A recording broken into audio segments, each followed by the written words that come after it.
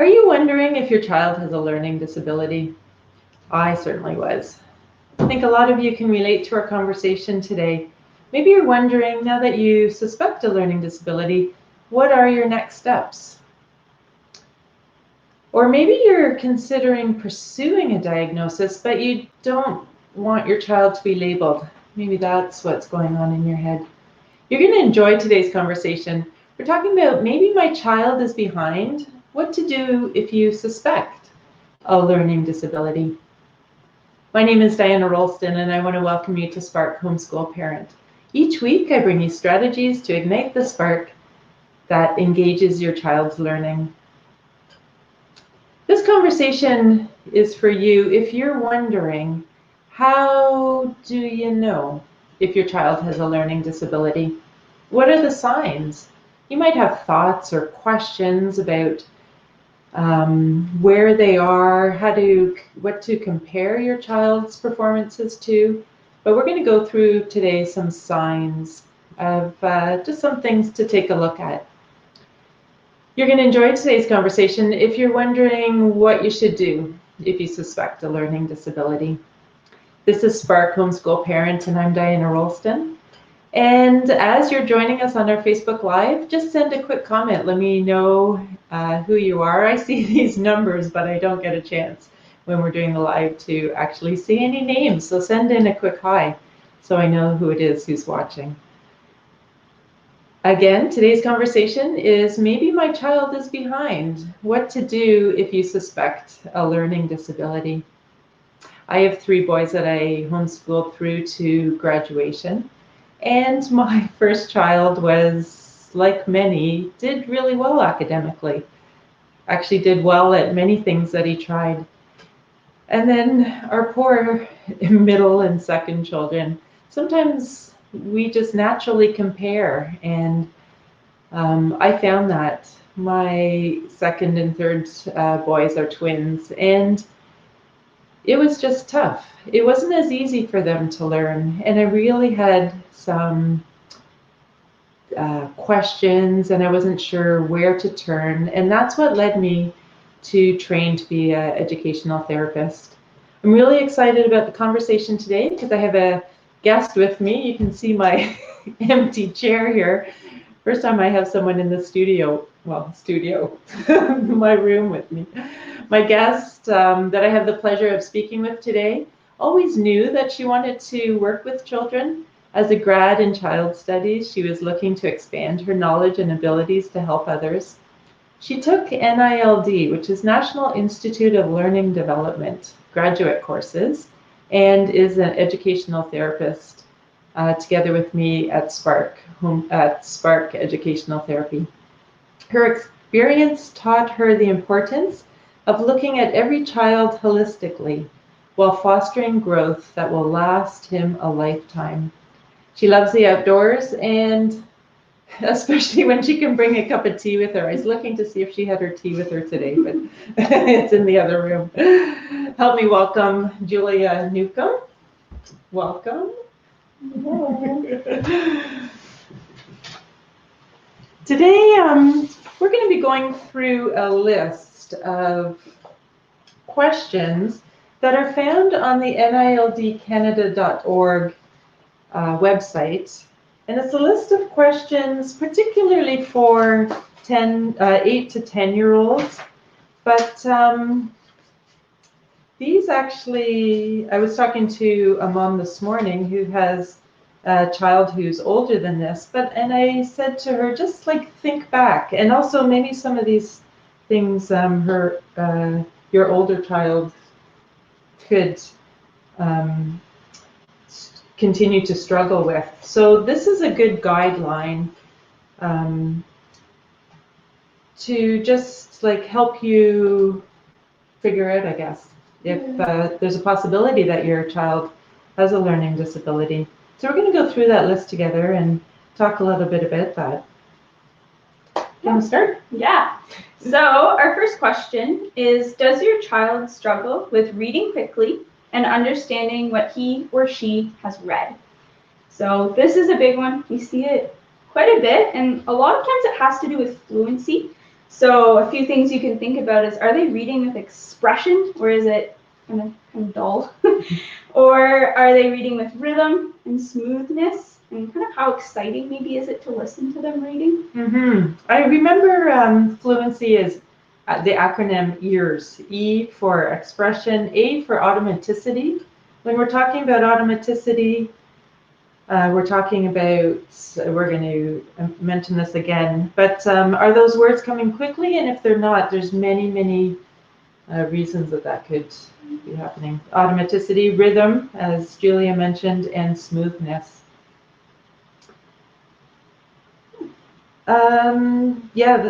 Reading quickly, that also really has an effect on comprehension. When children are concentrating so much on every word that they're reading, they don't actually hear what they're reading rhythmically and smoothly, so it's really difficult. All of their working memory is helping them pronounce those words that it's really hard for them to comprehend. So that's something else. It's not sinking in properly. Yeah,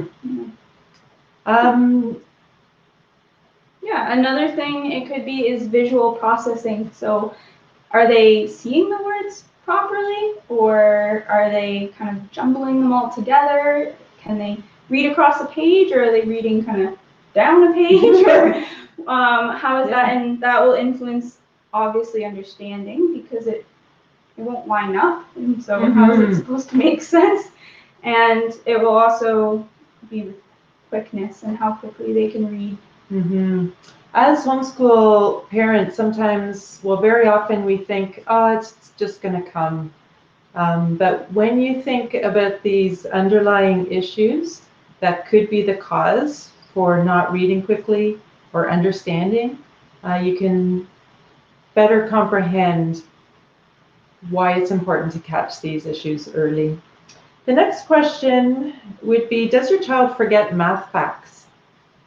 Yeah, so this one can be focused around a lot of like memory challenges.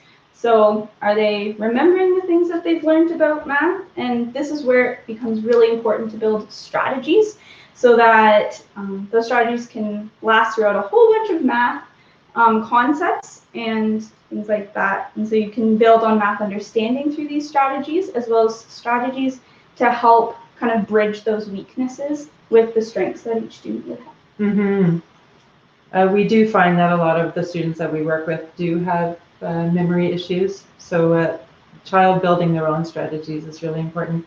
The third question, does your child get frustrated and spend an unreasonable amount of time on homework? We smile because this is something that we've heard from a few older, teenage students that have been introduced to us in the last month, really, that they just spend a really long time on their homework. Again, this could be, the underlying issue could be a few different things. Yeah, so one of them could be executive functioning. So is your child having trouble planning and organizing, prioritizing what they need to get done? Time management, how's their working memory? Metacognition, so how are they thinking about thinking about thinking. I love that. Yeah, their flexibility. I think this comes into effect a lot with the online learning, especially with some of the older students, where time management is on them and prioritizing is on them because they're not necessarily in the classroom. And this is where we're starting to see it a lot more. Yeah, and then as parents, parents aren't as involved generally with the online teaching. Oh, a point that we were going to bring up too is some students just are afraid to make mistakes. That's something that we really stress with our children. We love our students like children, but we really actually encourage our students to make mistakes because there's so much learning from making a mistake. And when we're homeschooling, it's so easy when you see them going to begin to answer a question incorrectly, you want to stop them there and help them do the right answer. You see that when parents are sitting beside their students too, when you're working with them. But resist, let them finish their answer, let them complete their thought incorrectly. And then using that metacognition to like realize and to think about what they just did, and to, it becomes a great learning experience. So sometimes that's why our children take a really long time to do their homework or to do the work that they're working on.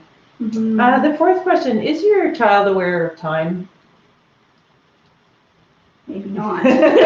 So this could be an executive functioning challenge as well.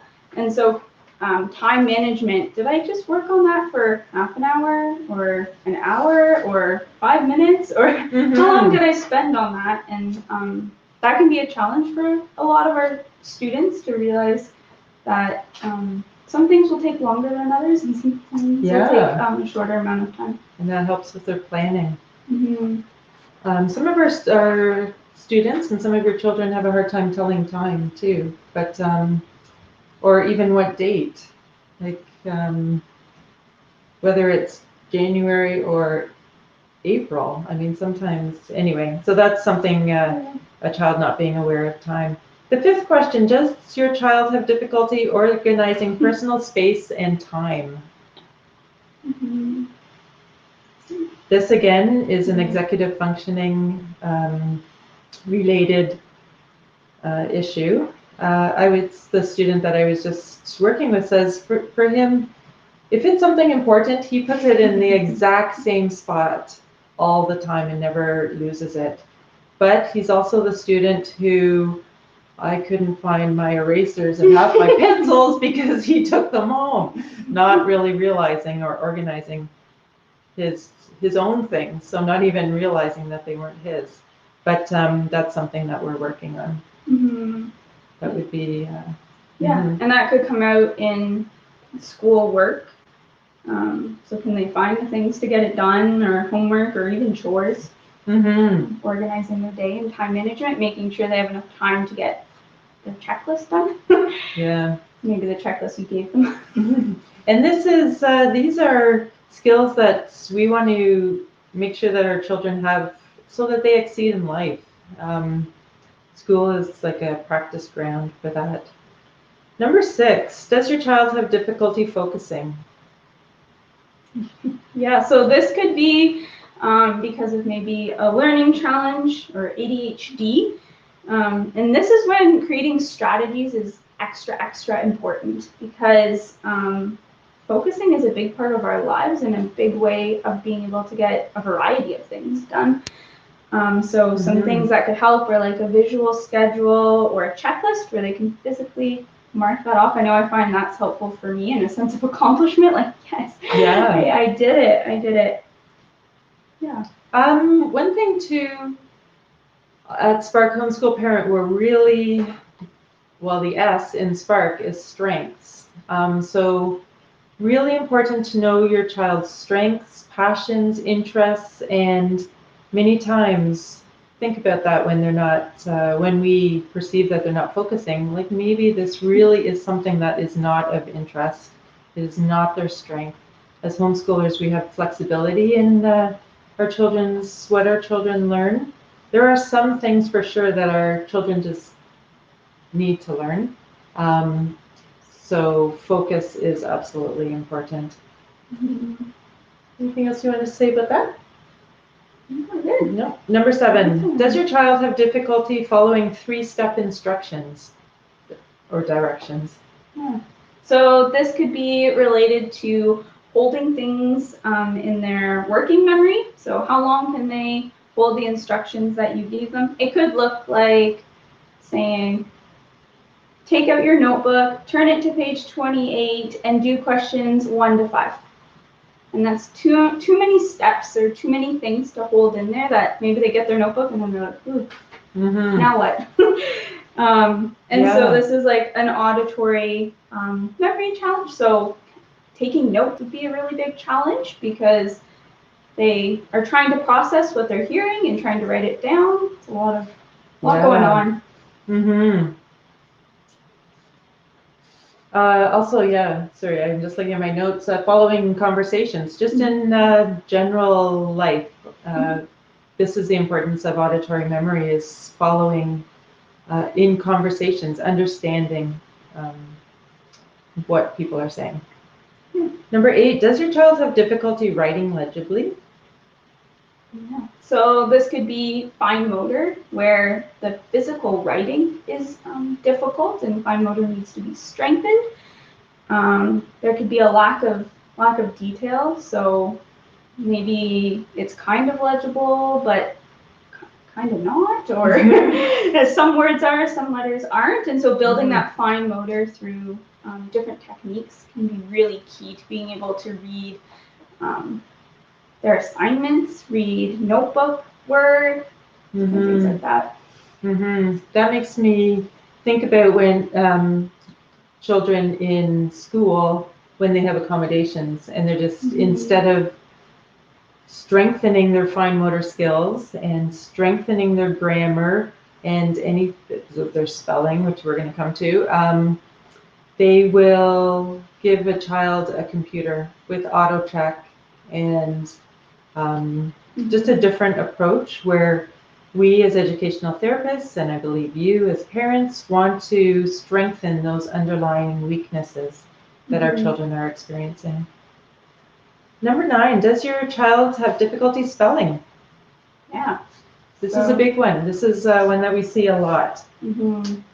Yeah, and so it could be because of their phonemic awareness, so understanding sounds and their relationships to words. So if I hear like plane or whatever it is, well, what letters go into a pl sound? I don't know. So I'll just take a guess, and that can translate into so many areas. And yeah, unfortunately, spell check only does so much. And kind of like what you were saying earlier, is that a lot of accommodations will include a computer or different methods like that, but can't get it close enough to where the computer can match it. The other day I was saying my phone keeps auto-correcting to like a word I didn't even mean, and it's important that we can recognize those so that our communication is clear.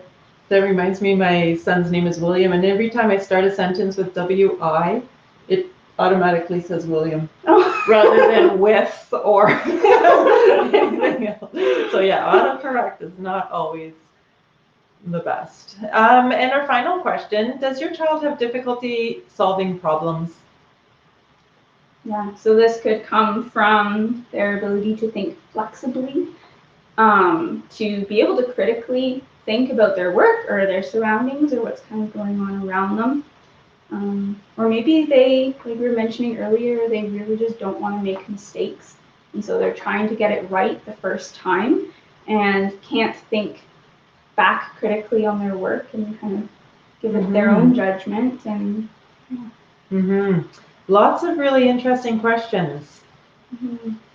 So if you have answered yes to 3 or more of these questions, your child may have a learning disability. I want to remind you that it's at nildcanada.org. I'll put that in the chat. So then you wonder, what are my next steps if I did answer 3 or more of these questions? Yeah, so your first next step could be seeking a psychological educational assessment. So this is done by a psychologist. Or another step after that would be to contact an educational therapist. So an educational therapist is what we've been doing with Spark. And so it's someone who works one-to-one with students and creates an individualized and intensive approach to support their learning and build strategies and connect those bridges by using the strengths that every student has to support those weaknesses and build on those weaknesses and create these strategies that will reach each child holistically and last a lifetime through a whole bunch of different things like our emotions, academics, of course, our perception and cognition. Absolutely, yeah. And then you can see the difference between a tutor and an educational therapist, because a lot of our children will go and they're struggling in math and see a math tutor, which is awesome. A math tutor will help our children pass the next grade in math. But if there is an underlying issue, then that problem will translate into many of different subjects. I also wanted to say that we do initial informal testing, and that is generally academic testing, rather than, like Julia said, a psychoeducational assessment is done by a psychologist, and that's the only way really to get a full understanding of the underlying issues. So I can understand, as a homeschool mom with children that struggled, that there are a lot of parents who don't want to get a psych ed assessment because they're concerned about their child being labeled. I'll just share my own experience that, as I mentioned, I had 2 children that struggled in school, and I hesitated to have testing done. For sure, I know my children best, and you know your children best. And I did the best that I could and read up and tried different strategies, but there was still lots of frustration, and there was learning, absolutely, there was learning. But it was only when my twins were 12 that we did have psych ed assessments done. From experience, I can tell you that that is too late. I mean, it's never too late to get this done, but the earlier the better. Yeah. The earlier the better. So some reasons that you may not want to get your children labeled. Well, absolutely. Sorry, I hear my cat. The joy of working from home. When we do get a psych ed assessment and we do have our children tested formally and informally, then we can really customize the instruction for our children. You've seen that with a few of your students, where one you were just sharing with me earlier. Yeah, one of my students fully embraces their diagnosis, and they're like, I have dyslexia, and what are we going to do about it? And they have taken that on their own, and they're so engaged in their learning, and it's really been, I think, an encouraging thing for them. They had years and years of trouble learning, and they couldn't figure it out, and now they're like, okay, it wasn't just me. I was trying really hard. My strategies weren't working. Now what can we do? Awesome example. Yeah. Versus the other student. Versus another student who doesn't really have clarity in their diagnosis, and so as a result has not taken their education as maybe as seriously as they should, and they're struggling, and they don't really know why they're struggling, and then they come to me and we're trying to figure out all the nitty-gritties and what's going to help them. But yeah, it's definitely either an empowering thing or kind of like a blind part of their lives. And you clarity. Said that student also says, well, just doesn't think very highly of himself in his learning. And is starting to call himself those names that probably other children are. Yeah. Well, there's a label that he's being labeled as slow to learn in his class. Yeah. So thank you for joining us. This has been Spark Homeschool Parent. Our commitment is to equip you with the skills and the mindset to navigate through this ever-changing homeschool journey. If you're looking for a community of encouragement, join us, if you haven't already, at Spark Homeschool Parent Facebook group. Thank you very much for joining me. Yeah. Next week, Friday, 1 p.m., I'm going to be speaking with Robin Gilman. If you're in the Ottawa area, you're probably familiar with the Gilman family. Robin's going to be talking to me about, or we're going to be talking together about homeschooling our littles, our primary and elementary age children. Also, I have an upcoming webinar that I'm really excited about on February the 12th, 9 a.m. Eastern Standard Time. For those of you down in Texas, that's 8 a.m. Central Time. How to educate joyful children with a spark for learning. Thanks again for joining us.